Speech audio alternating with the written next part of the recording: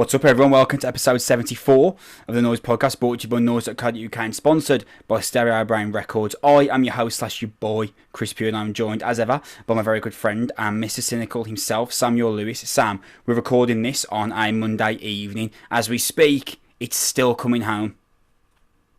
It is. It's, if anything, it's starting to round into the street, curl down the doors, approach the cul-de-sac, and nestle close somewhere to the front door at the moment. Things are incredibly optimistic at this stage. What that means is, if it doesn't end up coming home, this might be our last ever podcast, because as we speak, it's still coming home. So if we never do another podcast, it never necessarily didn't. You know what I mean? Absolutely. It's like Schrodinger's homecoming. That's it, yeah. If we never directly associate or discuss it not coming home, then it must have come home. So if we never do another show, then it must have... If someone listens to this in 1,000 years, they must... And this is the last episode we ever did, they'll leave this episode thinking, it must have come home, because I didn't hear anything about it not coming home. I can't wait for the Noizze Philosophy cast that'll just be a spin-off. I'm sure Google won't exist in 1,000 years either, and I'm sure they won't be able to just type in whether England won the 2020 Euros or not. But regardless, it's coming home, bro. Whether that result was remotely dependent on this conversation entirely. But yeah, it is certainly appears to be on the way home. Just needs to knock out some Danes and maybe beat some Italians on the way, but we'll see how that goes. Man, the big feels if it does come home. Whether it comes home or not, we are a fortnightly rock and metal podcast sponsored by Stereo Brain Records. We are available on YouTube, Spotify, Apple Podcasts, basically wherever you get your podcasts, we will be there. The best way to support us is by subscribing / following, depending on the service that you are using. Please do that. That is absolutely the best way to support me and Sam. You can follow us on Twitter at Noizze Podcast. Both me and Sam run that account, and with the news that me and Sam have just heard only an hour ago, me and Sam are going to be going to gigs this year, and we're going to be going to gigs a lot next year as well. So not only will you have our nonsense muslings, but you'll also have us at gigs and just being general idiots, which me and Sam love to do. So follow us on Twitter there, Noizze Podcast. On this week's show, there is literally no need for Sam to be cynical about anything. Everything's amazing, without giving you too many spoilers. We have got reviews on Cognitive's new record, Malevolent Thoughts of a Hastened Extinction. Every time I say that album name, it creases me. And Ophidian Eyes Desolate. Plus, we've got a cool full circle moment for the podcast, because I interviewed Born Of Osiris guitarist / lead songwriter Lee McKinney. That's like a cool moment for us, because our very first podcast episode, Sam, if you'll remember, was us reviewing Born Of Osiris' last record, The Simulation. Do you remember 73 episodes ago, Sam? A little bit. I briefly remember talking about Born Of Osiris 73 episodes ago. I remember enjoying it too. Yeah, great. I thoroughly have enjoyed most, if not everything, Born Of Osiris have done. And I've got some very fond memories of being shown for Born Of Osiris when I was like 14 and then just blowing my head off at the back of a bus. So big fan of this. Great band. Lee McKinney is a tremendous songwriter, guitarist. Born Of Osiris' new record, Angel or Alien, which came out last Friday, July 2nd, is great as well. It's bloody good. In my opinion, one of the best things they've done in a long time. So if you're listening to this, not only have we got Lee McKinney coming on at the end of the show, but also please listen to that new record, Angel or Alien. It is so good. Sam, we're going to kick things off with the news. Just before we started this podcast, Sam, I said, let me know 10 minutes before you're ready, because I need you to do something for me. And you said, yeah, I'm ready. And in that time, Sam, I sent you the new Turnstile EP, Turnstile Love Connection. It's already out on Roadrunner Records. It was like a surprise drop. Sam, Turnstile are amazing. I love Turnstile to death. I think they're brilliant. There's more character and enthusiasm and general interest put into this EP in the space of 8 minutes than 90% of bands that we've reviewed this year, in my opinion. I love this EP. It's cool. It's off kilter. It's different. What you're saying from one listen. No, it's really good. There's an element of where they're sort of driving away from the sort of formulaic blueprint that sort of infected their previous sort of material. Because I was getting, there's some dabblings in electronica here. There was a couple of moments in those early riffs on the last track. Turnstile Love Connection, yeah. Yeah, well, I was actually listening to it. I was like, this sounds a bit like Weezer. like it's got that kind of heavier pop punk type vibe to it, in addition to the typical stomp and groove that we've known to associate with that band. It's a shame it's only 8 minutes though. I'd like to see an album of this. I'd like to hear an album of this more specifically. But yeah, the future seems bright, assuming that that's the steps that they're continuing to take. It sounds ambitious, which is what I like to hear. Well, that's the thing with an EP, yeah. Like, if you can leave an EP thinking, wish that was an album, job done. 100%, 100%. In your view, is this a precursor to a lengthier release, or is this just Turnstile saying we've got this music, here it is? I'm going to go out on a limb, Sam, and I think this is a precursor to where Turnstile are going. Me and you saw Turnstile at the Steel. It's not called the Steel Mill. I forgot what it's called in Birmingham. But regardless, 12th of March, I remember the day because it was the last gig that me and you went to. It was 9 days before the country lockdown. We saw them in, what is that, 600 capacity, maybe? Yeah, it must be. No more than. Turnstile ain't sticking around in those venues for long. They're gonna. They're gonna do this with their sound, and I think they're gonna expand. I think we're halfway through 2021 here. I would be comfortable in saying by 2023, I think they'll be at Brixton, which is 5,000 cap. And I think that's quite a leap, Chris. In 18 months. Yeah, because because I saw them at 2,000 Trees, and that was like they had a massive crowd and everyone was loving it. And when I say Brixton, I don't mean UK tour full of 5,000 seater venues. I'm talking they'll do a one-off show at Brixton, like to close off. Like I think there'll be like another album. I think there'll be an album in 2022. I think they'll tour that, and then to close off that cycle for the UK, I think they could play a Brixton one-off show.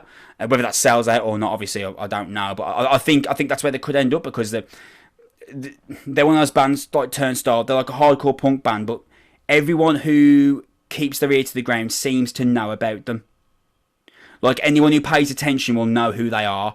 And with that, because they're so good, they're bound to like them as well, because I think they're amazing. And also, I'd like to petition that every Turnstile release gets put out in the summer now, because listening to like Mystery and Holiday with that like synth bounce with the chunky guitarist behind in the summer, where you look out your window and the sun's beaming, like, mate, inject it into me. Amazing. I love this band. I think they're amazing. This EP is great, and it's like really different as well, which is so cool. Yeah, I'm into it, and I think it's a welcome shift forward for them. And if it means what you think that it means in terms of a further progression of their career, then that'd be terrific for the industry. Because I think, I don't know if you feel this way, but hardcore punk and hardcore in general could do with a flagship band. Yeah, yeah, especially like obviously hardcore's got Not Loose. But in terms of like punk and hardcore punk, they could do with a new flagship band, and oh my god, that should be Turnstile. They're amazing. I think they're brilliant. So good. Yeah, me too. Sam, let's move on. The only other bit of news really that I wanted to talk about, outside of the fact of actually the download pilot seemed to go down really well. I'm not sure whether you saw any videos from the weekend, but it looked amazing. Yeah. I was heartbroken that we couldn't have been there because of work and stuff, but it looks like it went down brilliantly well. To my knowledge, there hasn't been an influx of positive cases from it, so that's amazing. And mate, I looked at the videos for like While She Sleeps and Enter Shikari and Malevolence, and mate, live music, man. Just our first gig back is set to be While She Sleeps, and mate, I'm just counting down the days. I can't wait. It's a return of the metal community as it's best known, which is the live experience. And for the last 18 months, metal has been a synthetic and digital trend. Yeah. That's been forced upon it by society at the moment, and to return that to what it has always been at its roots, which is a physical experience that is both galvanized and accented by actually having that experience and sharing that music with the people who made it present, and also having that experience with people of a like mind around you is, I think, particularly poignant in the metal world, and and I'm just desperate for that back, just for the, not just for myself, for the scene. Yeah. Gigs are so good for so many people, from obviously from the bands downwards, but they're you know, economic um and social and spiritual advantages, I think, are endless, and I think the absence of that has had a massive impact. So having those returned is just wonderful news. Shout out download, shout out to anyone that went to the pilot. I hope you had the best time. In terms of the news that I wanted us to move on to, Sam, a couple of episodes ago, me and you were talking about the rumour mill that was spinning about what Metallica might be doing in the studio, or more specifically, what they might be doing with the Black Album. There was like kind of an internet musing that Metallica might be doing a Black Album 2.0. Me and you both said we didn't want that, and we're not getting that, Sam. What we are getting is called the Blacklist Album. I'm going to read verbatim from Metal Hammer's website here. As expected, Metallica are set to reissue the Black Album in September in acknowledgement of their 5th album's 30th anniversary. The deluxe reissue will be accompanied by the release of a huge 53-artist Metallica tribute album called the Metallica Blacklist, featuring artists such as Ghost, Corey Taylor, Miley Cyrus with Elton John, St. Vincent, Biffy Clyro, Idols, The Who, Dave Gahan, Weezer, Chase and Status, and covering tracks from the 1991 album. The album also features Ghost and Weezer separately, covering Enter Sandman, Biffy Clyro covering Holier Than Thou, St. Vincent and Royal Blood separately covering Sad But True, and Idols covering The God That Failed, as well as a full list of the 50 plus chosen artists that are taking part. You can go to Metal Hammer's website and see the full list.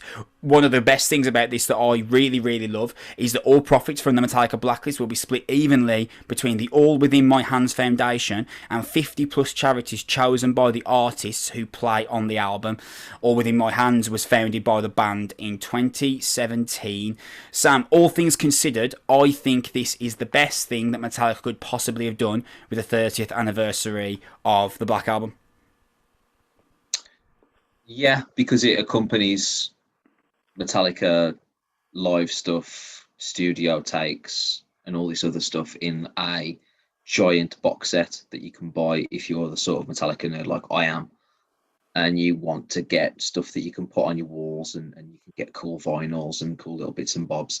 This is essentially what I expected it to be, plus the Blacklist stuff, which is this celebration of the album, which has been remastered, which I can't imagine took very long. And yeah, I was going to say, do what with it? Like, where does it need touching up?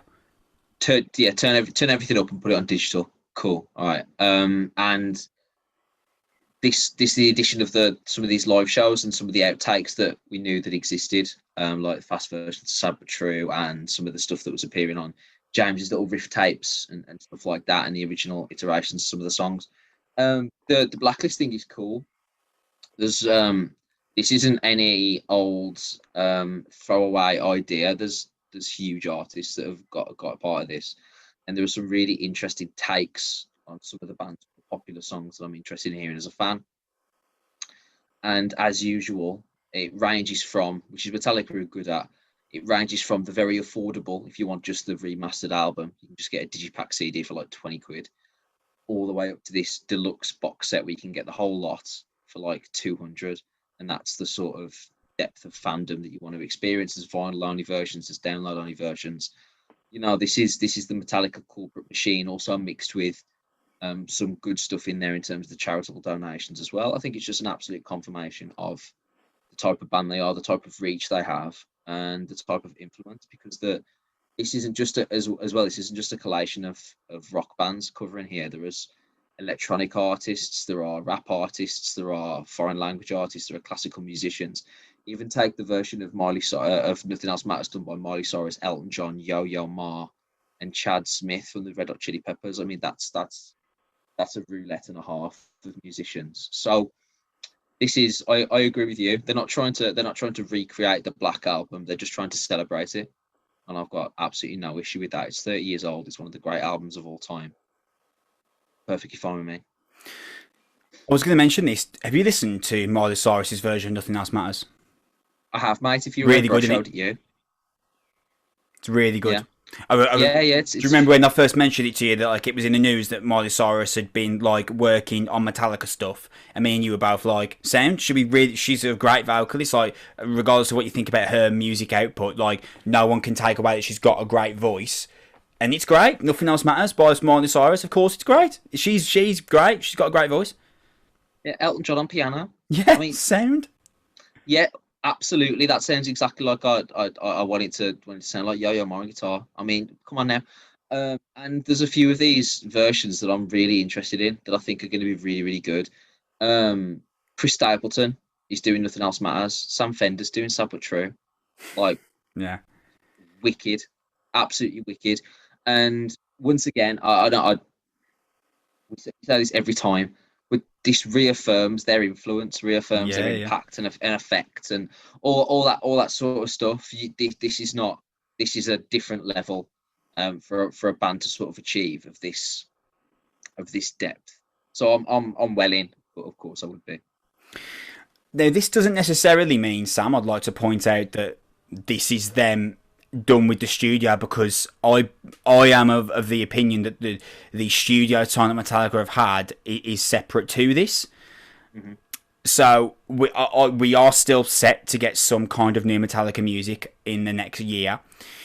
I'm glad that Black Album 2.0, because of this, has been written out.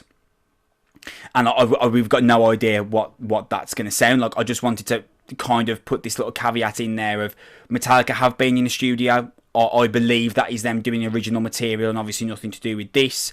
Obviously, like you said, someone's going to have gone in, lifted the volume up and everything, and digitalised its sound.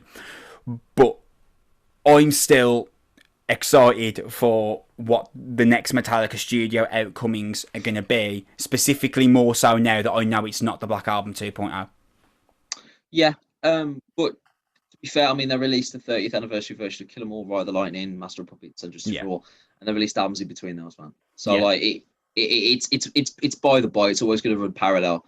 What I'm personally hoping for is a series of shows, please, where they actually celebrate this and maybe play a few more tunes off it or whatever, like they did with the Master of Puppets run in 2006. Which was a time machine gig that I wish I was able to go to. But that would be nice. But other than that, I absolutely expect the output to remain the same from Metallica. So. And just before we get into album reviews, Sam, Employed to Serve, Alien Weaponry and Gojira in arenas. Mate, I'm so glad we're going. That is going to be so great. So great. I am eternally grateful for your ability to get these shows or have your finger on the button so early in the morning. When I was shouting at year 8. So I massively appreciate that. But we were talking about it on the podcast. You posted about it this morning. Gojira are doing arenas. It is time, to quote the immortal Rafiki from Lion King. It is time to do this, and I absolutely think it's going to be a success, b a wonderful evening had by all, and see the start of Gojira taking that step that we thought was possible for them and has not been necessarily taken by a lot of bands of their ilk. It could be the part of a landmark tour for them, which I think would be terrific. Hey, dude, me and you have spoken for at length about how great Gojira are and how great Fortitude is and how they deserve this. And I think it's not just Gojira in arenas, it's Gojira rolling the dice on arenas, because if this doesn't sell well, then it's back to academies. But one thing I wanted to mention, Sam, dude, me and you saw, I mean, I've been a big Employed to Serve fan for a while, because I think Employed to Serve are great, but me and you saw Employed to Serve in a small little Wolverhampton venue called the Slade Rooms, that was like, I want to say half full, which for the Slade Rooms, I want to say there was like 30, 40 people there maybe, and that was in 2017, maybe, or maybe 2018, and dude, how great is this? Employed to Serve in arenas, man. Employed to Serve opening at Alexandra Palace for Gojira. That is absolutely amazing. Employed to Serve have got a new album out in September on Spine Farm Records. It's a great month for Spine Farm, that is, because they've got Sleep Token and Employed to Serve in the same month. I should point that out. But shout out for Employed to Serve, because they're great, and how great for British metal that Employed to Serve are opening at Alexandra Palace and an arena tour for Gojira. Amazing. I couldn't be more behind it. Completely agree. Completely agree. I love where metal's going at the moment because we seem to finally be shedding the skin of a previous generation and now appearing into the gaze of a new one. And this is where it starts. I think this is a fantastic move, and I'm massively looking forward to seeing Blood serve on a stage that size. I need to check out Alien Weaponry. I've never listened to them before. They've got a lot of hype behind them. It was supposedly a great set to download last time they played, but I've never listened to them. So I need to be checking out Alien Weaponry, and I'm going to do that in the coming week. Sam, let's get on to album reviews. We are going to start with Cognitive's Malevolent Thoughts of a Hastened Extinction. I said I couldn't say it without laughing. It's just the most violent, angry name ever. It is out on July 16th via Unique Leader Records. It's the band's fourth album and the follow-up to 2018's Matricide. Sam, Unique Leader Records strike yet again. What a ridiculous year they're having. As well as Cognitive, they did Distance album, Humanity's Last Breath, Asaya.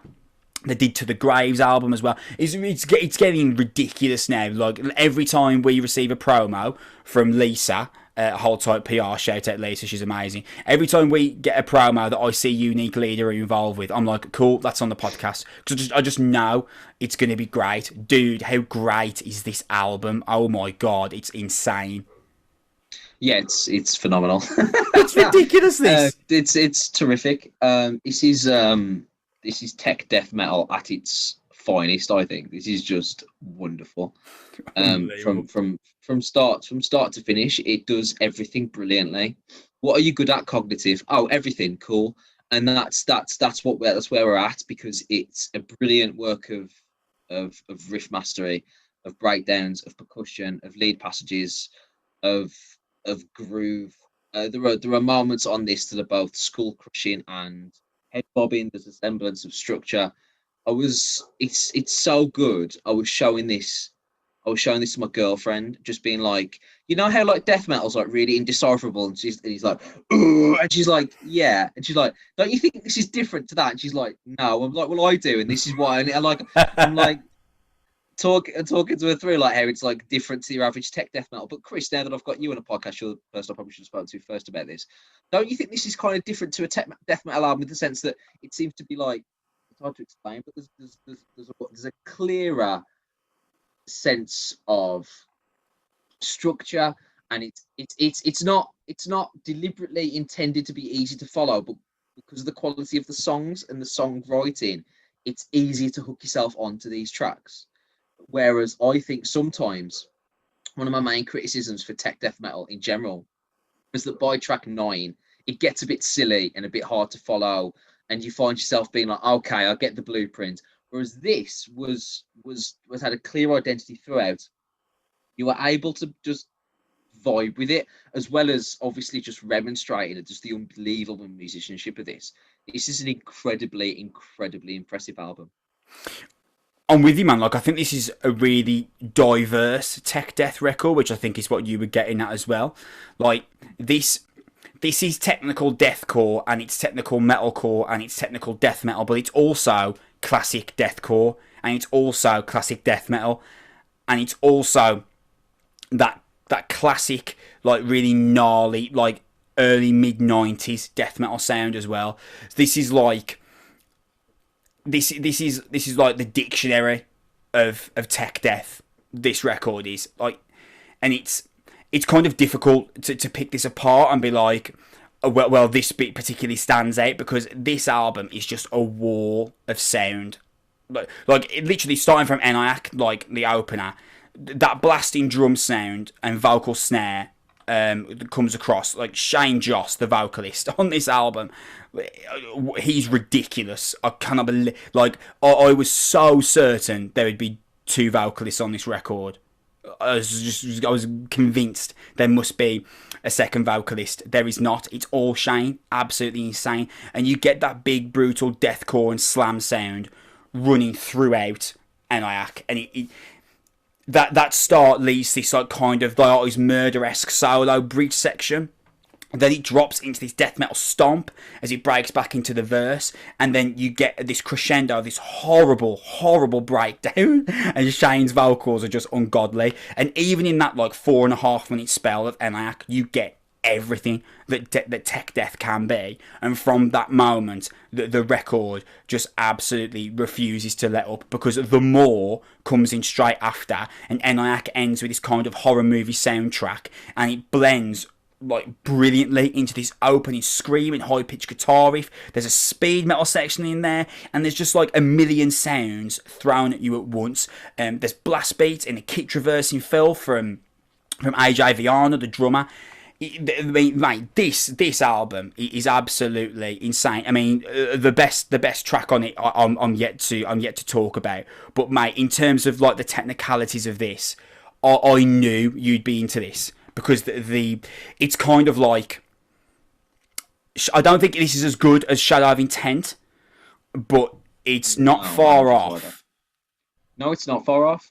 I completely agree. What it matches with Shadow of Intent and matches with Humanity's Last Breath is just the ridiculous. Once again, we'll talk about Ophidian and I later. The degree of difficulty here. Oh. It needs to be worth mentioning. 3 drummers shouldn't be able to do this. Yeah. Legitimately, the transitions here to just jump from speed to speed.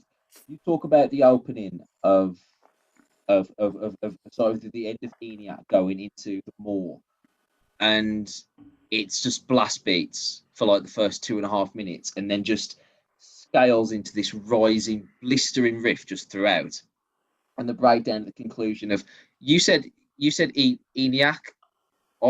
Is it ENIAC or Eniac? It's one of the other. I'm guessing. I don't know. Yeah, do you know what I mean? Like I was unsure myself. I'm glad you took the plunge, mate. To be honest, I was like, okay, we're going with that. Sweet, decision made. If we're wrong, I'm sorry. I was gonna pronounce it in like 4 different ways by the end of this podcast. But it just jumps out the mix with just an unbelievable intensity and percussive quality. I want to talk about. We talked about the opening 2 tracks, so it allows you to talk about the next one. Because I want to talk about the conclusion of the Art of All Red. Yeah. Please. Oh my god. That riff is just amazing. Yeah. The riff that starts with the album, and by the way, metal bands, I love it when you break into a riff and the guy's just like hi-hat, just just give me that all the time.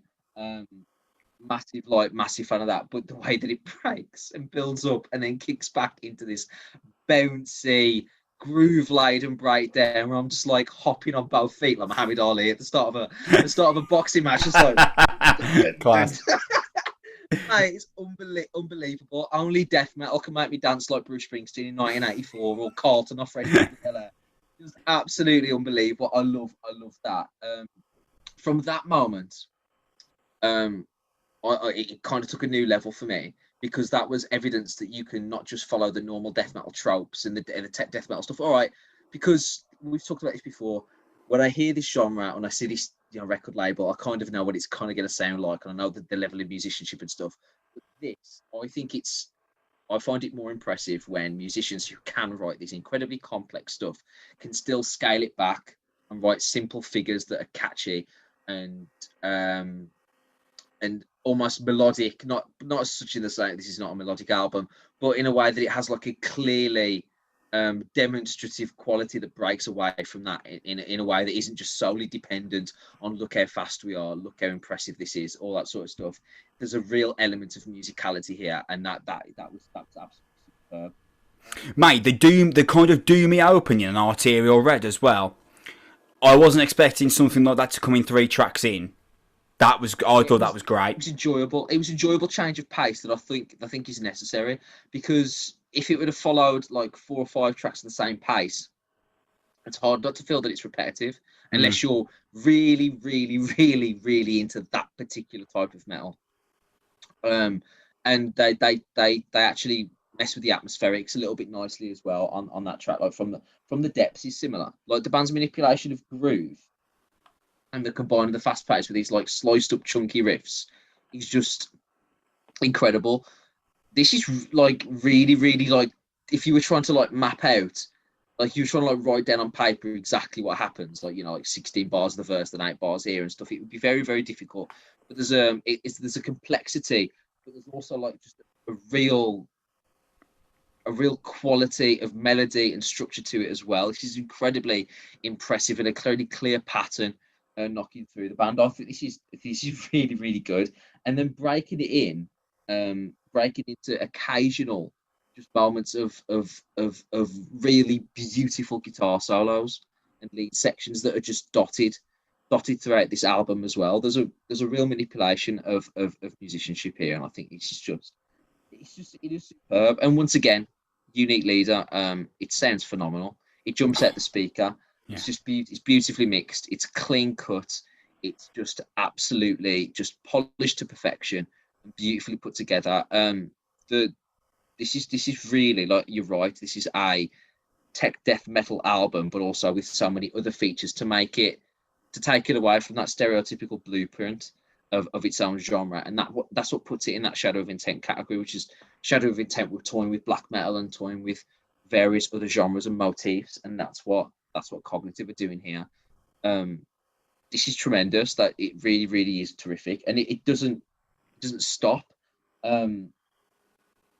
Ouroboros, I think. Oh my god, the Ouroboros, mate. The opening moment of that song is so furious. It's like borderline funny. Like, the little drum fills in between where the riff stops at random points. Yeah, it's absolutely insane. Gobsmacked, mate. I was listening to that on the way home in a taxi, and I was like, "What is this?" Like, I had to pause it and go back. I'm re-listening to bits, and I don't do that very often. Just where you pause it and you go back and you're like, I need to hear that riff again. I need to hear that moment again. I need to hear that feel again. The musicianship here is just tremendous, and it's the same. That song is so impressive, so impressive. To feed the worms, the little grace notes at the start, right? So the drum fill continues where the riff stops, like, over the top of those little hi-hat and little snare bits of guitar, which shows, once again, love it when metal drummers are like, I could do other stuff as well. Hear this touch, hear this little fill, this little bit of flair. Love it, because you don't get that very often. The riffs tend not to allow it. There's a real, like, integrity to what he's playing. I just love it. And then there's a transcendent guitar solo where the tempo just changes midway through, and it's like, oh, this is a different song for 30. Is it gonna be a different song for 3 minutes? No, it's like a different song for like 15 seconds, and then it just shifts right back. It is absurd, absolutely absurd, the songwriting here. And again, I ask this question every time: what was writing these like? How do you do those? How do you do this? How do you rehearse this? Like, I haven't got a clue, and I've been in rehearsal rooms and studios, and I haven't got a single idea how you would even manage to map this out, memorize this, and then replicate it live. This is a Harvard degree in metal. This is just utterly brilliant. But at the same time, it's not. When you hear this, you think, oh, it's going to be. You kind of get an idea in your head that it's going to be kind of like Veil of Maya, but like a little heavier. And it's like, if you're not really into like widdly diddly guitar stuff, you're actually going to be put off by it. But it's actually not like that. It's got a real groove and darkness to it. And then if they can break away from that and have this real gut-punching simplicity when they need to remind you that they're also big on breakdowns, beatdowns, and big on stuff that's going to bring people together. Because you don't want to isolate people. You shouldn't need to have like a music theory degree to enjoy your music. And I think this band simultaneously engages the musical expert as well as your regular punter. Like, you can enjoy this from like a surface level as well, because it just punches you in the throat. On top of all the other stuff, because Malevolent Thoughts just return to this like percussive brutality again, and you're like, all right, cool, we're back to business. It's really great. It's just really great. The moments where this album lets up on you are so finite. Like, literally, it's like exhilarating listening to this album, because it's so 120 mile an hour for almost its entire run.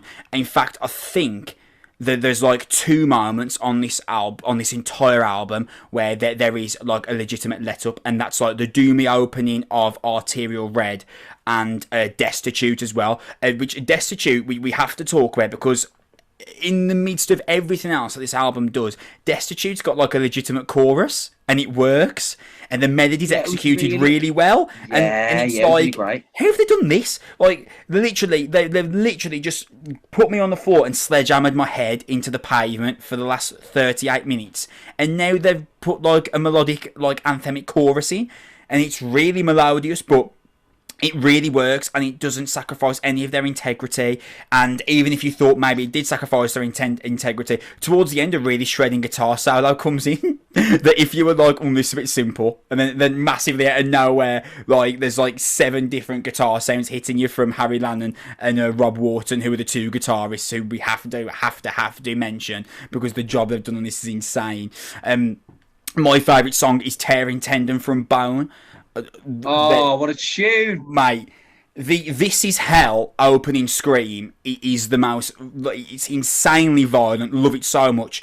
And then Shane Joss, the vocalist, his ability, he like changes pitch on this album constantly, all the time. That's why I thought when I first heard it and I hadn't read any of the liner notes or anything like that, I was like, right, there's defo 2 vocalists here. Someone's doing the vocals with the guitar and someone's doing like the other the main vocal as well. And then I was like, no, it doesn't say there's any backup vocalist. It says there's just one vocalist. How is he doing this? Like, his balance and pitch changes so much. There's a moment as well, just after the middle 8, there's a drum fill that comes back before the big riffs come in, and it's mixed so well together. The fusion between like the fury blast beats and then the intricate guitar is so brilliantly balanced, and then the This Is Hell vocal core comes back in for the closing breakdown. It's incredible, this album. Like, Will Edwards, a friend of ours, listening to the show, dude, if you're listening to this right now, this album won't have come out yet. Go on Spotify and listen to Cognitive. You will absolutely love them. They're so good. This album is absolutely insane. And if you were kind of worried about Destitute being this kind of melodious, anthemic track, of a Hastened Extinction is the last song on the album, and it's back to normal proceedings because it's got this insane open, and then like there's like pinch harmonics. Did you pick up on this? On Hover Hastened Extinction, they put these pinch harmonics that come in just before the blast beats come back in, and literally I'm just floored. Like I'm like leaning back in my chair, like I'm being blown at from like a plane engine. Like, I just can't believe this is like, it's so furious and technical and aggressive, but like mind-spellingly put together. The tenacity, pace, sludge, slam and fury of this record just baffles me. Like all other Unique Leader records that we've gone on and on about this year, this is a 45-minute adrenaline rush, and possibly I think this is my favourite Unique Leader release so far this year, and that is saying something, because I adored Osiris Loss and I adored Humanity's Last Breath's new record as well, but I think this is my favourite Unique Leader release so far this year. The breakdowns are insane, the vocal switch-ups are ridiculous, it's apocalyptic extreme metal done almost to perfection. I think Shadow of Intent are the best at this. Cognitive are literally just like fingernails behind. This is so great. Completely agreed. Imagine reading an album description or band description where it's like Asaya, Humanity's Last Breath, Shadow of Intent, with the briefest shades of Code Orange and Slipknot near the conclusion. Yeah. I mean, how is that not appealing? I agree with you. It is a combination of the apocalyptic and the melodic, but the impressive and the insane in equal order. He's just marvelous from start to finish. You could legitimately make a best metal release of 2021 and just do Unique Leader records and not really feel real too bad about it. Like, you could legitimately make a case that it's having the best year of any record label in our alternative landscape so far. Yeah. And everyone else is also, by the way, having a terrific year as well. But it's just worth noting that for our particular brand of metal, I have not spotted a mistake so far from Unique Leader. Every punch has just been well met. It's absolutely tremendous. This is a victory for the genre as well. That appears to be just pushing forward. Every release appears to be a fantastic step forward and an affirmation that some of the musicians and some of the talent that is coming out of this industry at the moment is just mind blowing. It really, really is. Because this is another absolutely marvelous and wonderful release, incredibly impressive, really, really good. So this is where I think we move up a notch in terms of something that I think is going to be even more interesting for us to discuss. Before my interview with Lee McKinney of Born of Osiris comes in, Sam, we are going to close out the show with Ophidian Eyes Desolate. It's out on July 16th via Season of Mist Records. They're something of an Icelandic supergroup with members from Hellthrow, Beneath, Unmiser and Atrium making up the members. Sam, I kind of chucked this band in for review because I knew I always like to do 2 album reviews. So I knew Cognitive was coming out. The rest of the release schedule looked kind of dry. Couldn't find anything else that was shouting out that I'd like to discuss with you. So I had a look through. I thought, oh, right, okay. I'll chuck this in, see what we're saying here. A bit of like extreme metal tech death. We'll see what's going on. Dude, this album is absolutely insane. Like, where we've just talked about Cognitive as this like insanely brutal face burning album, this is like technical astonishment. Like, I can't believe this album, Sam. This has literally like imploded my mind, the stuff that happens on this album. You're gonna have a better idea of what goes on than me. I can't believe this album. This is ridiculous. This is daft. Not by much, Chris, because I don't think this is humanly possible apart. Mate, I can't believe this album. What on earth? I couldn't sit a person down next to me and explain note for note what they're doing, because it would be kind of like the equivalent of like me also trying to explain how a rocket works. Yeah. I would just be like, it goes up there. Yeah, because that's what's going on with what's going on here. And it's like that you know, lots of that. But bro, like, I've heard some ambitious songwriting in my time, but this is like if you locked the members of Periphery in a room and just gave them like opium amounts of cocaine for like an 18-month period, and then just press play and stop record whatever they came out with, and then just put that out. It is absolutely absurd. The opening track here, Diamonds, which is also their lead single, it is just ridiculous. The way this jumps out of the mix is an incredibly intense tech death song. Immediately, it's just head spinning within 35 seconds, where every new figure, you've forgotten almost what the previous 4 bars are doing. And by the time you've settled into what's going on now, there's something else happening. It's absolutely extraordinary. It's tech death, like we said previously, but we said, oh, there's a touch of like Code Orange and Slipknot. This is like, there's a touch of like Dragon Force in this. Yeah. With the guitar tone and like this power metal type of speed metal, Children of Bodom, but like much faster and just much more like sort of technical and pacey as well. Honestly, literally my first 3 lines of how the hell do you play this live? It feels like half a dozen songs packed into one. By the 3rd song, this is like a band's entire discography in terms of individual riff ideas and transitions and stuff. Like, with like it's extraordinary. With 51 years after metal has reached, the way that we've got to hear from Black Sabbath is just extraordinary. I would love to sit Tony Iommi down and press play on this. Yeah, I'd love just to hear. It's like this came from what you did 51 years ago, and now listen to it, because it's just absolutely extraordinary. And when I started hearing Spiral to Oblivion, then I started thinking, okay, this isn't like Periphery plus drugs. This is like Megadeth, Dave Mustaine, and every guitarist Megadeth I've ever employed, but on fast forward.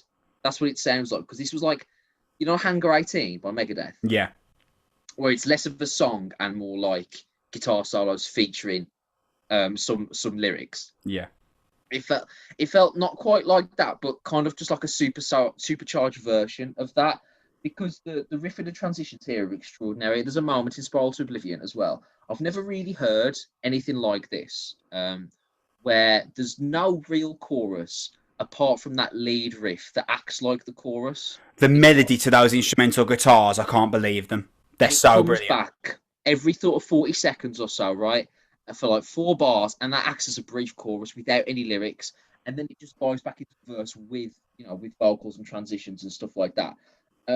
This is less of like a musical roller coaster and literally trying to like ride a tornado from like a listener standpoint, because the way that it just diverts and shifts from place to place is honestly extraordinary. We've talked about this before, from a cognitive standpoint, their songwriting was incredible. From this, in terms of a degree of difficulty, I don't think I've ever heard anything like this. No, I've never heard anything like this. In terms of the way that it's written, but at the same time, Chris, I don't know about you, because we've talked about this before. I got about 2/3 of the way through this, and I did have the briefest moment where I thought, "Is this silly? Is this unnecessary?" And I imagine to myself, well, if I'm thinking that, I reckon Chris has also thought this, because we've had those conversations before, where it's like, do they need to have done? But then I listened to it again, and I thought, you know what, it is bold and it is ambitious, and it is like you laugh out loud sometimes at transitions. But at the same time, if you can do this and you can write songs like this, and this is clearly where the band's strength is, who am I to turn around and judge whether this is appropriate or not? Because this is just insane. If you can do this, you are capable of doing this. This is perfectly fine. There are moments where I do feel, all right, it's excessive in terms of like the way that the songs are written, because it's almost like they get bored of the whole idea of what a song is and just abandon their ideas within 35 seconds of another. And it is tough.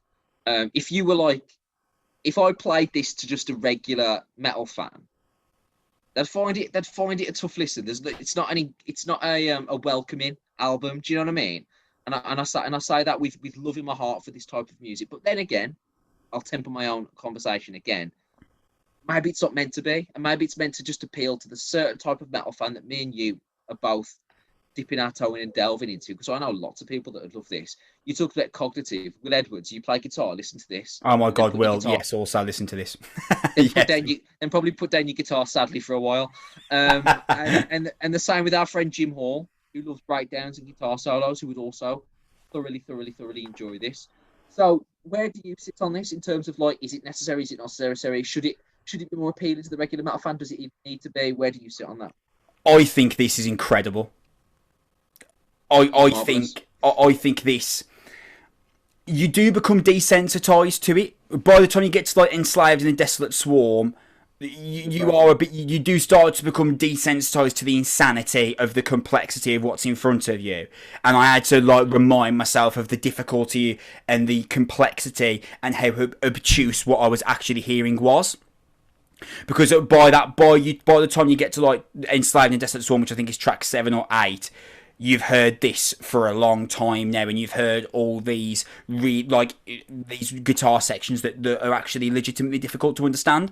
So for the people out there who would be like, we don't need this gets a bit silly, I would understand that, but I personally don't agree, because I think that this is so difficult, it's so brilliantly put together, that even if this is an album that you only listen to once a year, because it's such an insane amount to swallow at once, what an amazing 45 minutes, right? Because you spoke about Spiral to Oblivion, and I listened to that track because that's the second track, and it comes after Diamonds, and Diamonds is this insane, intricate, progressive metal sound, and I thought, well, there's no way they're going to do Diamonds for 40 plus minutes, surely they've put Diamonds first, because it's a big explosive opening, and then I'll calm down a bit and chuck another track like Diamonds in later on. But actually, if anything, Diamonds feels light. Yeah, oh my God, I was going to say, like, Diamonds is actually the precursor, because as soon as Spiral to Oblivion starts, there's this like deathcore drum rhythm that comes in behind the wizarding guitars, and you're like, oh, actually, so this album is going to be this for 40 minutes. I'll tell you what this album sounds like, Sam. You know Buried Alive? You know, like, yeah. Spelled BERRIE. Yeah. Like, it's like listening, because like Buried Alive, the people that run that channel, or the guy that runs that channel, I'm not entirely sure, you know, they'll release like insane like playthroughs, like, and you'll be like, wow, how have they done that? That's amazing. This is an album of that. It's an album of Buried Alive, but it's obviously Buried Alive is just instrumental. This has got like John's vocals are great, like when they're coming, but they're, for me, John's vocals, like they are performed well. John Algerson is the vocalist. Like the vocals are great and they do fit in well, but they are kind of secondary in this record, and that's because of the absolute absurdity of the guitar and drum sound. On Storm Aglow, I started laughing when I was listening to it. The technical tempo on that, you start with straight up deathcore, like kind of Winds of Plague, early Whitechapel, and then when the guitar comes in, it's just a level of craftsmanship that gets put in that you just can't comprehend. You know, where have I heard this before? I've never heard anything like. It's like Dragon Force with the biggest amount of distortion you could possibly find. Like, but for me, the absolute show stealer, Sam, and the moment on the album, I was like, no, I can't believe this sequential descent. Oh God, I would need, what I want is like a proper like wicked guitar player like Will Edwards to sit with me and listen to that song and be like, right, I think this is what they're doing here, because I don't think he'd know. Not any slight to him. I don't think anyone would know, apart from the musicians themselves who've played them. Like, I don't get that song. That brutal opening, like the cowbell. I love a cowbell sound on the drums, bro. You know me. The cowbell sound on the drums that drops into this thick slam metal. And then the lead guitar comes back in, blows your mind away again. And then the sound it starts achieving in front of its rhythm is like a song in itself. And then there's like a groove metal section. The riffs start galloping across instead of shredding. About the 3/4 way through the song, after the middle 8, the riffs start galloping instead of shredding. And then these beautiful lead lines come back in, and it's like, this is too much. I don't. What on earth is this? Then there's an absolutely insane instrumental that ends the track as well, and it's like, I can't believe this. I don't understand what's happening. I've never heard a band that uses guitar solos as like a songwriting motif, rather than just a guitar solo. Do you know what I mean? Yeah. Like when you listen to like Metallica, they have a guitar solo, and that's just the part where the guitar solo is, and then it builds up and goes back into another riff. But this is like the guitar solo is being used in the same way that we use breakdowns, as like a figure that we go back to, almost like a chorus. Oh my God! A piece to where the band's taking a break. It's absurd. You've made a great point there. There's not a lot of breakdowns on this album. No, but it's crushing, isn't it? Like it's. There's not a lot of breakdowns, but there's so many set pieces that you could point to. Oh, that bit's coming in a second. Wait around for that bit, which is basically what a breakdown is for. Really, the breakdown usually is for the. Oh, wait till you hear this bit. Yeah, tapping your mate on the elbow. Yeah, literally. But in this record, there's like 50 of them.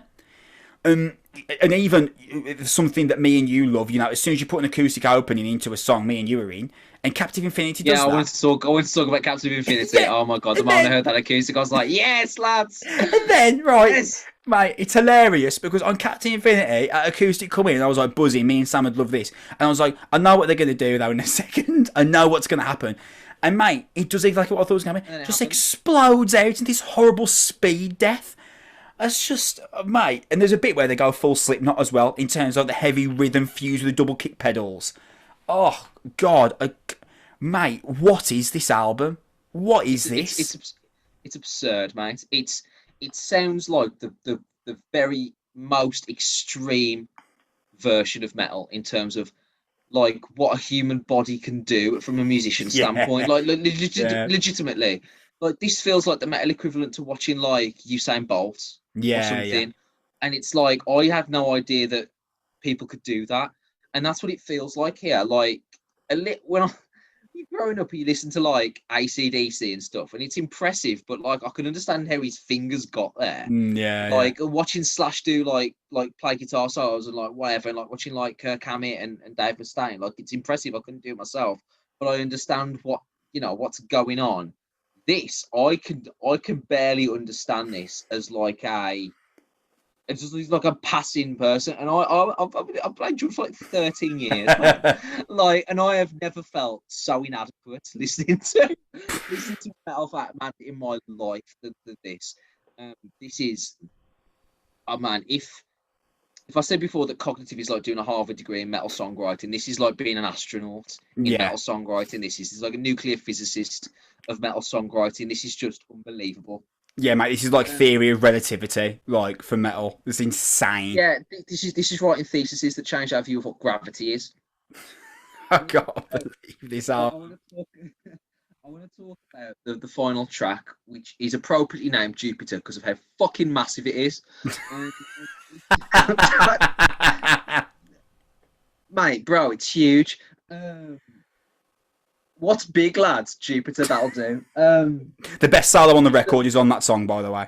The first 2 minutes of this are extraordinary. Yeah. The first 2 minutes of this was extraordinary. Listen, this is the way I wrote it because I'm writing it as I'm listening to it. From the solos to the riff, right out to the first solo, and then the sections that follow. Can you tell how frantic I was listening to that song? Yeah, there's no punctuation. Mate, there is not. There's even a full stop from like track 3 listening to this album, and it doesn't sound like that they have done that either. It's just absolutely extraordinary. And there's like solos appear to be used as like separate transitional riffs almost. I've never heard anything like this. This is tech death, and also it's prog, but it's not prog at the same time because it's progressive, but it's not lengthy. Because all this stuff is squeezed into a 4 or 5 minute section because it's so fast. It's just unbelievable. And then it's the same on Wither on the Vine, which then reminds you that if we wanted to, we could slow this down and write a song about the galaxy or the Milky Way or whatever the fuck we wanted to do, and it would be beautiful.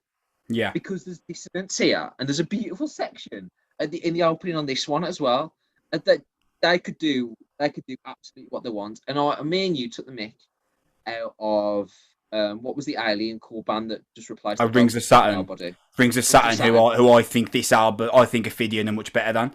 No disrespect to Rings of Saturn, they're a great accomplished band, but I much prefer this.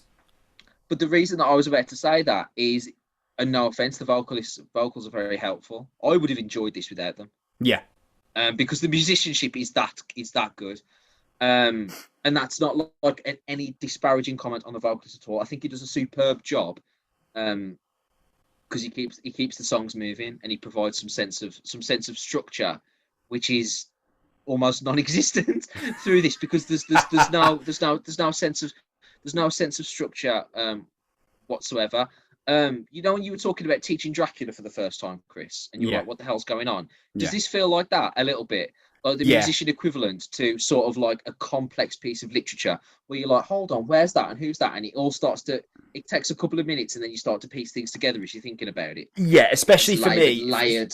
Especially for me, who hasn't got like the straight up musical knowledge. Like, I can talk on here about what I think is good and what I think is bad, but you've got like the musical knowledge. I haven't got that. Dude, I could not even hazard a guess what time signature this is in. I ain't got a clue. I haven't got the foggiest idea. It can't be 4/4. Even if you were right, you'd be wrong 15 seconds later because it changes. Yeah. But how would you even know? Like, it just shifts. Insane. I tell you what, this is like Animals as leaders. This is ridiculous because of Toes in the Bar Seas, one of the great guitarists we've got. This is Animals as leaders with the dial turned way up. I mean, this is insane. I can't believe this album exists. It makes Periphery sound pedestrian, mate. It does, Periphery. Yeah. It does, Periphery. Yeah. It's honestly insane. Do you remember if I turned around to you in 2017 and I said, mate, and we walked out of that show in 2017, like frothing at the mouth, and rightly so, about those musicians. And I said to you, in 4 years, there's going to be bands that are like not even big bands, like this band that we reviewed, and that's going to blow the musicianship out the water from a songwriting stand-up. Yeah. You would not believe me. You would absolutely not believe me. You were like, I thought, no, that Periphery is the farthest we could possibly go. This is extraordinary. I keep saying that word extraordinary because it really, really is. If any metal fan who loves this, if you listen to this and you're just, and you're just like a knock loose, you want chunky breakdown, stuff slowed down, this isn't for you. Yeah. But if you love progressive or guitar-led music in any capacity, you're learning guitar as an instrument, and you just want to hear something that just sort of makes you go, wow, this is exactly what that is. Because really, me and you, I think you mentioned the word desensitized earlier when you were talking about cognitive, and that's a nice word in general.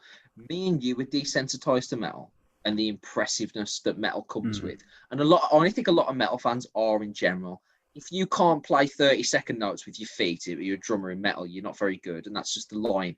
You're not good enough for that genre. And the bar is set so high for these musicians.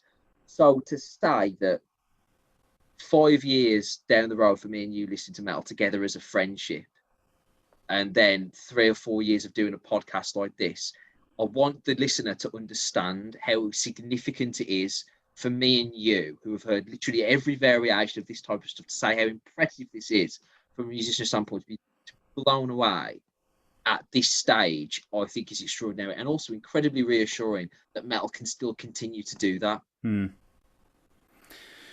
Mate, there's no way we'll review a more insanely complex record than this year, or maybe ever. Like, there's no way we'll ever review. Maybe a band will come along that is as complex as this.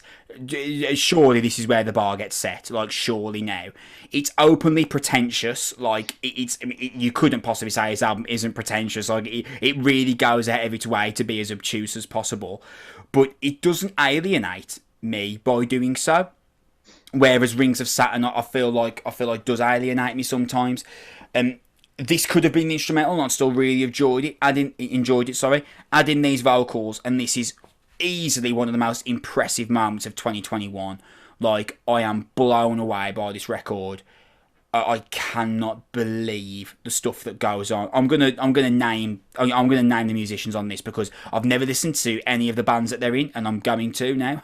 But John Olgerson, vocalist, Ragnar Sverrisson is drummer, Simon Thorolfsson and Danny Connorson is the guitarist, and Pordor Hermansson is the bassist. Lads, you've absolutely, I can't believe what you've done here. Like, I'm absolutely like shell shocked at what this album holds. Just like one final thing from me, the bit about this record that I love the most, it happens on, even though Sequential Descent is my favourite song, on Enslaved in a Desolate Swarm. One of the notes I wrote is, this is more Black Dahlia Murder than it is Rings of Saturn for that brief moment, which is a necessary switch up.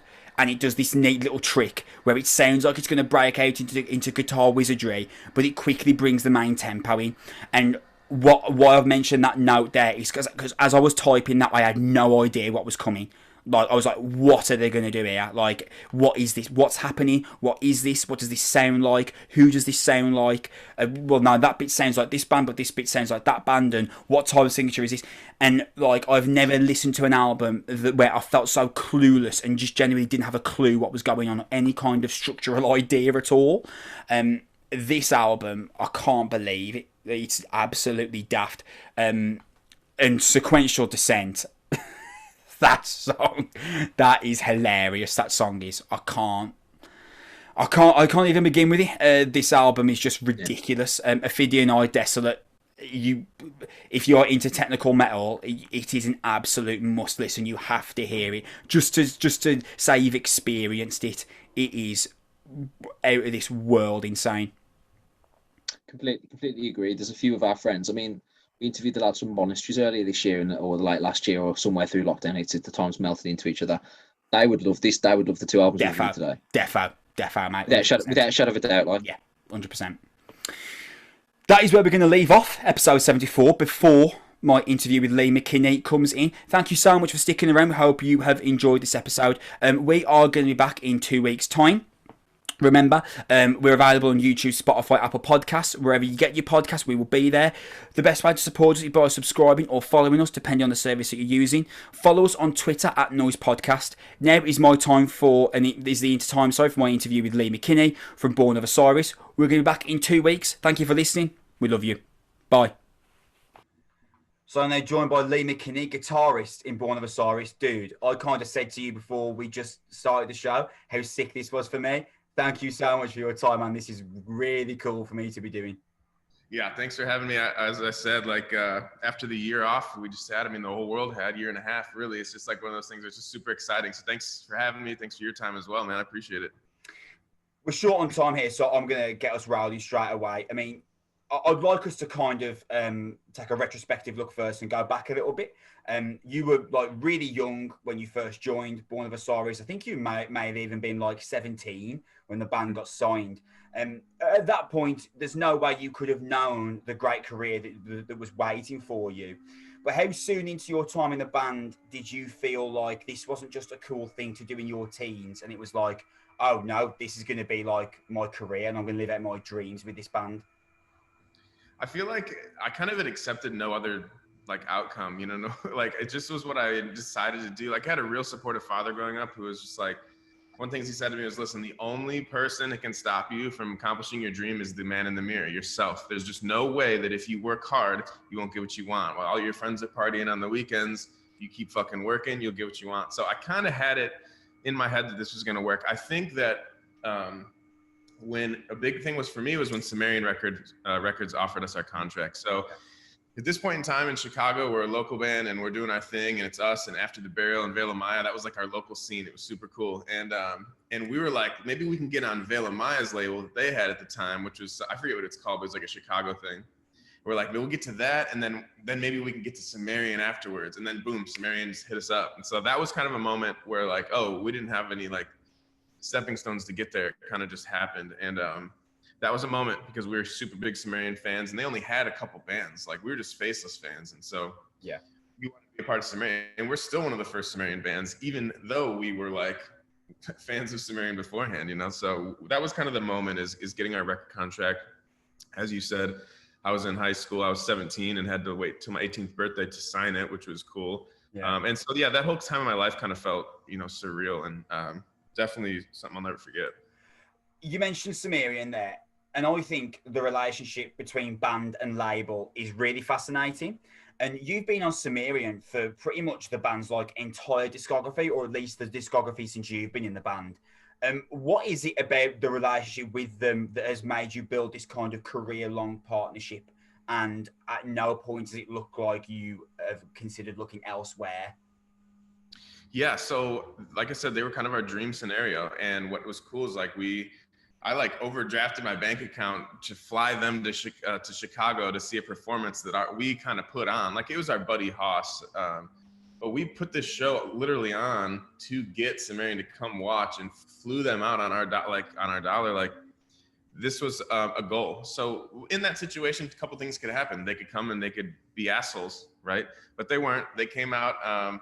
They were incredible people, and we just bonded right away. Went to like a Chili's or some shit, and we're like, this is gonna go down. And basically the thing is like what we realized then is these were incredible people. So Ash, at this point in time, the owner of Sumerian, was working out of his mom's kitchen, you know what I mean? And so what I think is cool is like they came up, they brought us up, but as Born grew, Sumerian grew. Some of their biggest bands signed because they were like Born fans.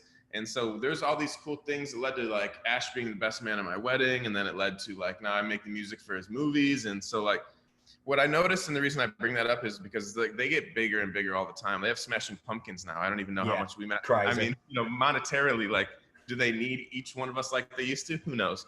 Point is, as they rise up more and more, they bring the people with them. You know, when he's in the movies now, he's bringing me still to make the music. And so it's like, this is, you know, everyone says it's family, and, you know, but it's what it is. Like, you know, like they go above and beyond a label. Like they'll go, so like, I missed like one interview last week, and Amanda, you know, high up in Sumerian now, just freaking out. Like they don't have to, they can really just take our label, our album, put it out in stores, give us our, like, you know what I mean? But they go above and beyond. And it's just made for a real relationship. I mean, you got to imagine even going too far, it could be annoying at times. Like we've been like, leave us alone for a second. Let us write this album. We'll get back to you, you know? But that's the ebbs and flow of a relationship, both friendship and business. And yeah, just thankful for it. Well, you know, that's really cool to hear, because there's lots of like famous case of like the kind of dream scenario for a band to be on a label, and then they're on there, and then it's like they feel like it's possibly the worst decision they've ever made, and they end up regretting that decision. And the dream is kind of dangled in front of them, and then once they sign the contract, it's like, oh, you want this? We've put that over there now because you need to make us 3 records in 2 years because you just signed this contract. And it's really cool to hear you speak about Sumerian in a way that's literally completely opposite to that. Because that is kind of hard to find sometimes. Yeah, I feel like we're lucky. I mentioned a few minutes ago, like we were going to go to this label as a stepping stone to get to Sumerian. Now that I know record contracts and I know the industry, that just wouldn't have gone down like that, because it seems like once they get you, they get you. Now, granted, Sumerian's not like this, but like I see just how like it wouldn't have been easy to just go to this label and then get to Sumerian. I think Veil had to get bought out by Sumerian from that label. That was a whole mess. I wouldn't speak on their past because I don't know exactly, but something along the lines of that happened. But yeah, no, it turned out lucky, and we're even to the point where I think after this record, it's time to talk contracts again. So, awesome. Yeah. New Born of Osiris record, Angel or Alien. We're going to get into it in specific detail a little bit later on. First of all, amazing record, just like I expected. With your side project Infinite Mind, though, do you feel like you left the recording process of that record as like an even better musician? Like, was there elements of that experience that you thought, oh, I need to bring this straight to the Born of Osiris table, this would really work for us? Yeah, so like from the beginning, I think Discovery was the first one that I started having a hand in, like the studio aspects of the band, not just the songwriting. So that one is when I first started, and with Jason, our other guitar player at the time, we started like editing guitars on Wednesdays. Like that was the studio off day, so we'd go in on Wednesdays. And so now as Discovery comes around, I'm editing guitars. And I don't know albums in chronological order, but it's just been a while. But the next one comes around, and now I'm tracking bass or something in my studio and editing guitars. And like the next one came around, and it's like now I'm tracking guitars and bass and keys, and then as they go on. And then now I did Infinite Mind was the first one, which was my solo record, as you mentioned, and it's the first one where I did every single thing. So walked into my studio, Osiris Studios, recorded every single instrument, engineered it, edited it, mixed and mastered, and left the studio. One person walked in, one person walked out. That's what you get. Right. And I think there's something like really honest about that product. Like, sure, I could find Nolly and maybe he can mix it a little better. I feel very blessed with my mixing skills and learning from people over the years. But you know what I mean? There's always that better guy, and I could have found that better guy. But there's something that has such integrity about the fact that one man walked into a room, created a product, and you're getting exactly that.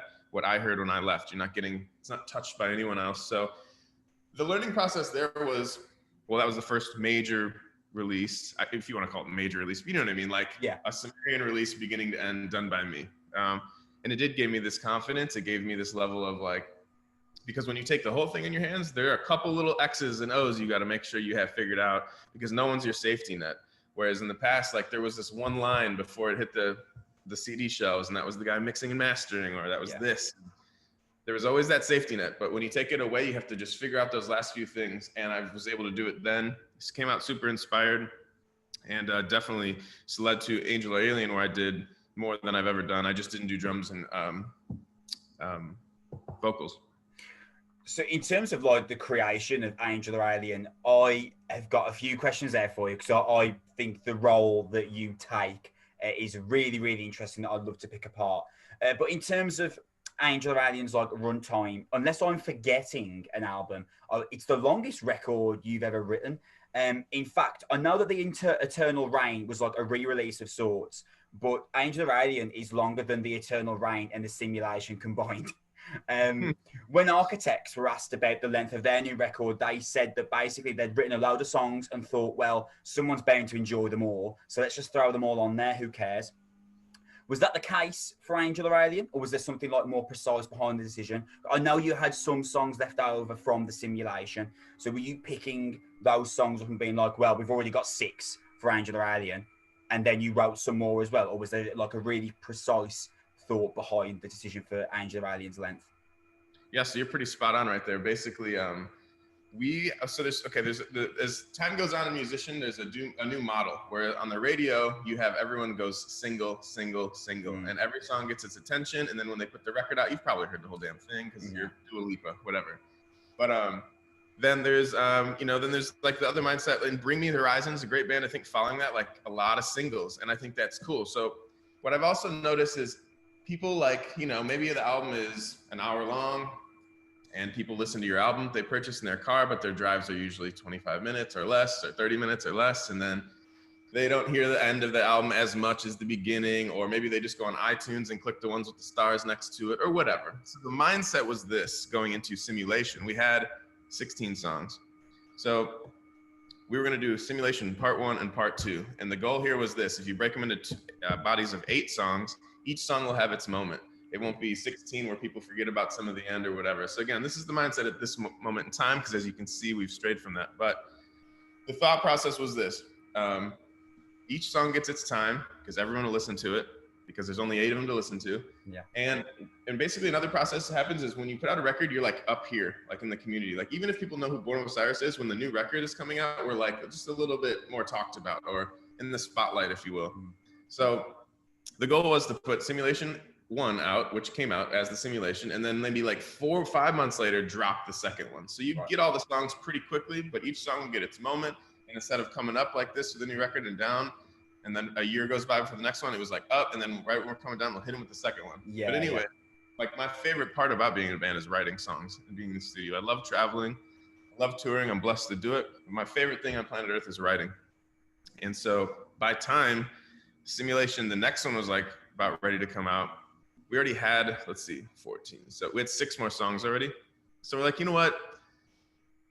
We want to do some things. We want to move Nick, the guitar, who was on bass at the time, but he is a guitar player. We can get into that if you want, depending. But we want to do that. We also wanted to kind of switch up our artwork for once, because like we've always kind of had this, I would say, a couple of things that you would recognize of Born, like the sand and the castles and the pyramids, or like I was going to mention this. Yeah, the Cameron Gray style bodies of like in space, and so there was definitive Born of Osiris artwork.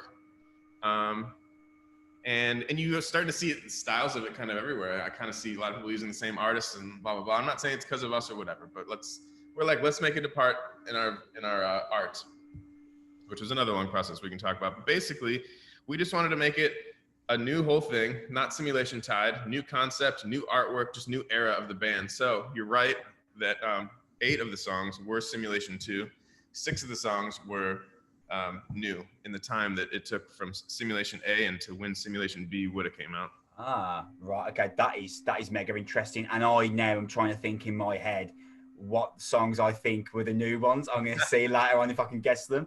I mean, like, because I've been a Born of Osiris fan for like quite a long time, and one of the things like I've always loved about Born of Osiris is that like I can always expect at least a 7 or 8 out of 10 at least from every record, and it's going to be a progressive metal album that's done really, really well.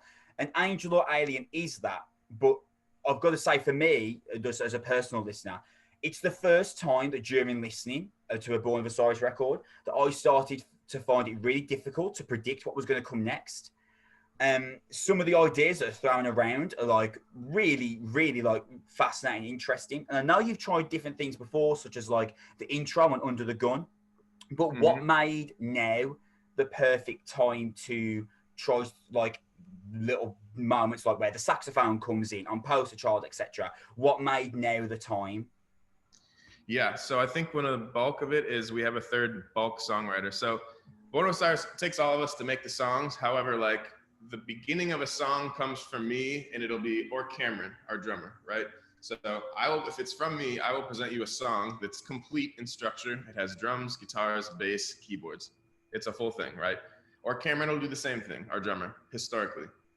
Well, now that Nick is in the band, since the Simulation is when this started, he wrote songs for Simulation 2. It's 3 of us. So I think since the Simulation, you're getting a little bit more styles thrown at you.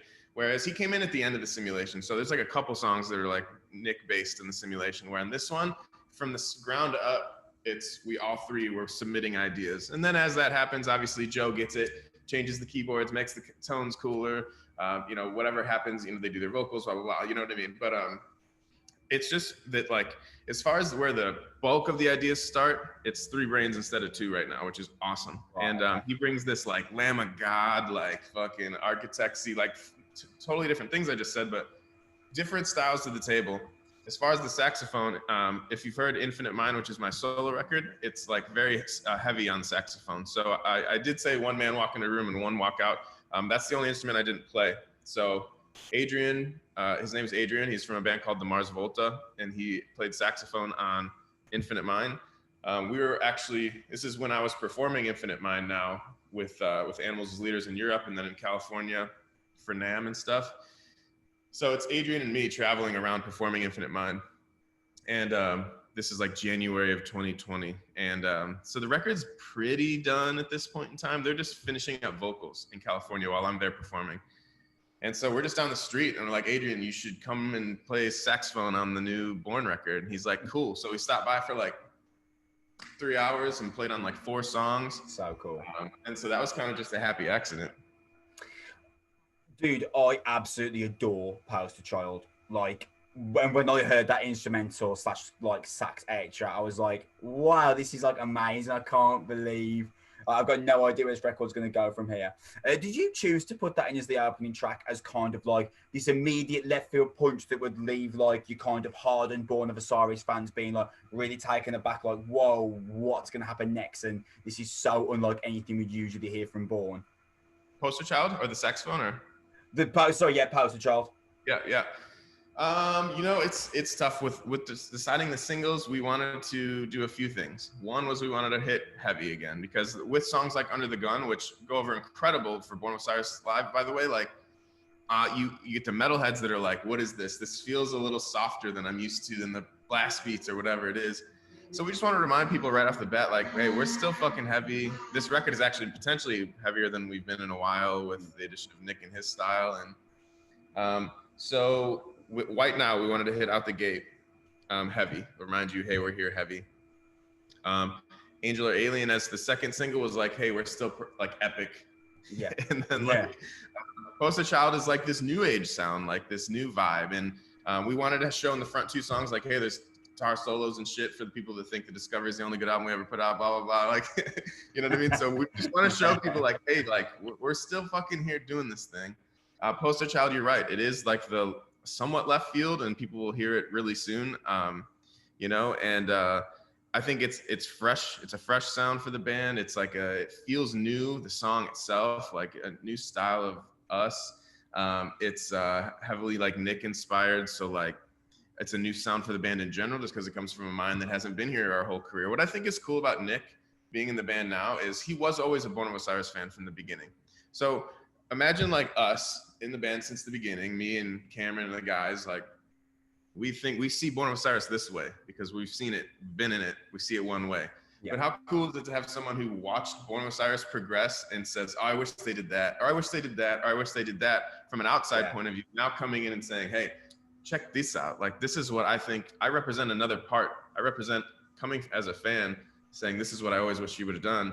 And now that's integrated into us. And so I think that has to do with Poster Child. And I think it has to do with new sounds that you're hearing on this record. I saw in interviews after the simulation how you'd kind of really obsessed yourself about the simulation in terms of you producing and engineering it. And to be honest, like as a fan reading it, it sounded to me like a really exhausting experience for you, and that you were really glad it was over. Not in the sense of like you didn't enjoy that experience, but it was just really like you would really thrown yourself in the middle of that melting pot, and you were kind of glad to no longer be there. In terms of the writing production process for Angel or Alien, once again, you've kind of thrown yourself in the middle, which I fully expected that you would do.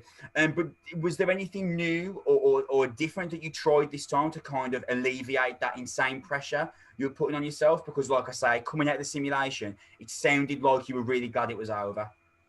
Yeah, so you're exactly right. And, you know, a lot of people haven't even noticed what you've noticed, so I applaud you for that. But I run Osiris Studios, which is just my studio business, and it's had a hand in every record from, you know, but it wouldn't be like all the guys would come to it. You know, I would do some things there and blah, blah, blah.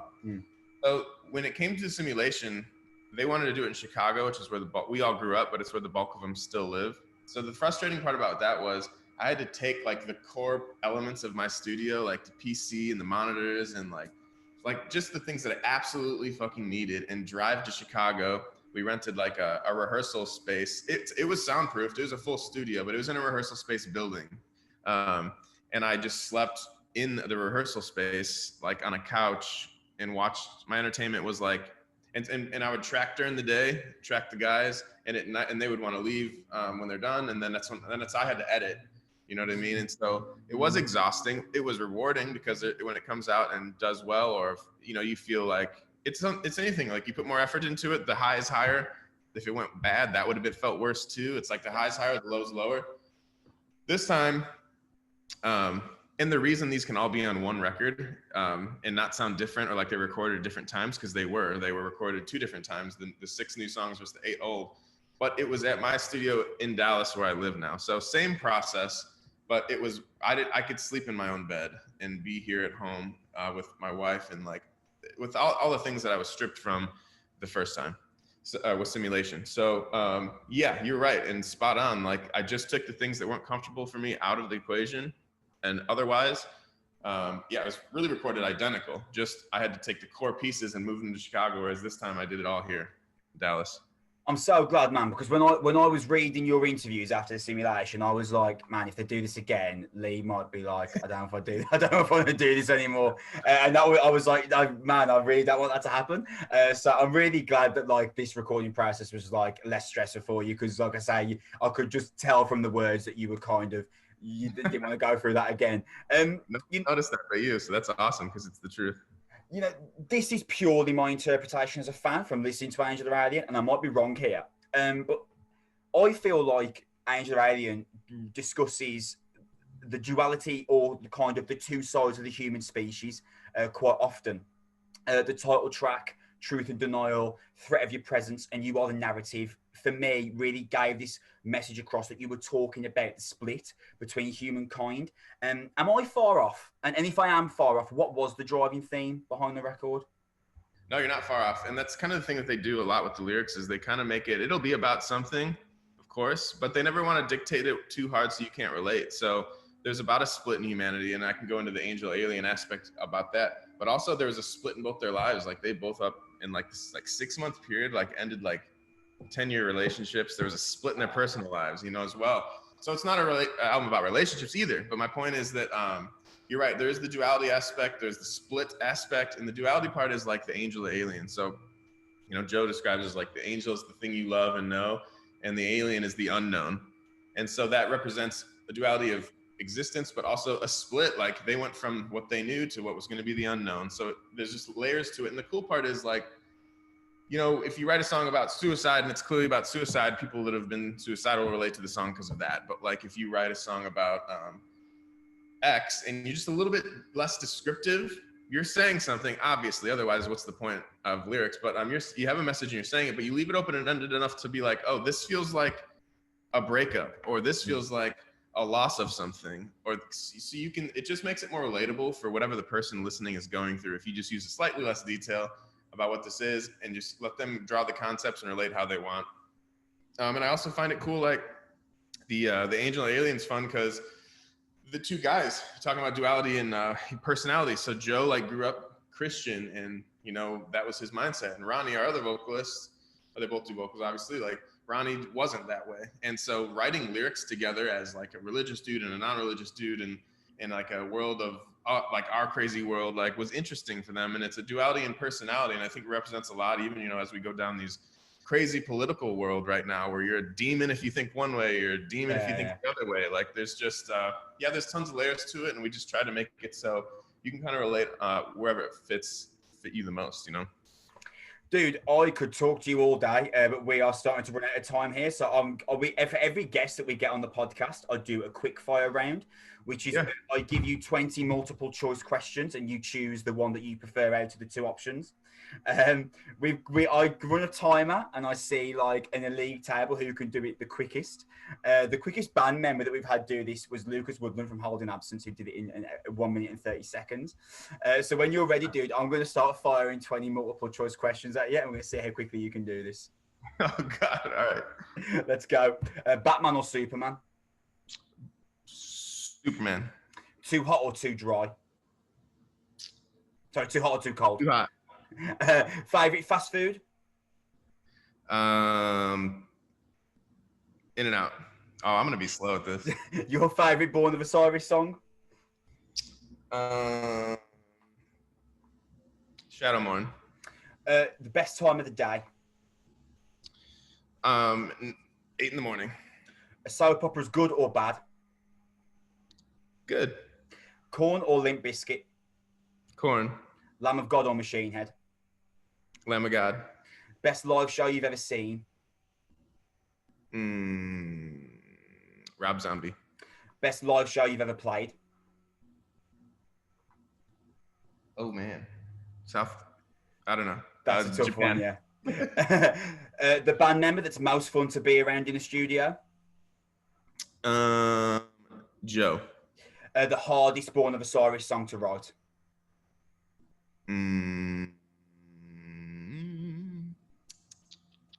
All the Signs. Periphery or Tesseract? Tesseract. Ketchup or mayo? Ketchup. Harry Potter or Lord of the Rings? Lord of the Rings. Your favourite album of all time? Sound Awake by Carnival. Your favourite band? Carnival. Favourite movie? Fuck. You doing well so far?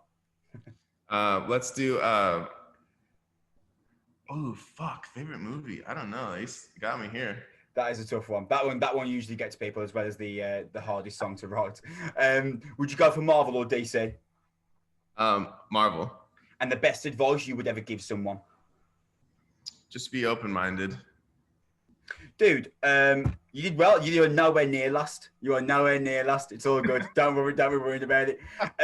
Lee, what an insane experience this was for me because I've been a fan for ages. So thank you so much for your time because you've been doing interviews before we started recording this. You said you've been doing like 4 in a row now. So thank you so much for your time, man. This was really awesome. And Angel of Alien is awesome, like I knew it would be. And congratulations on that. Thank you very much. Thanks for having me. Thanks for your time. I appreciate you, man.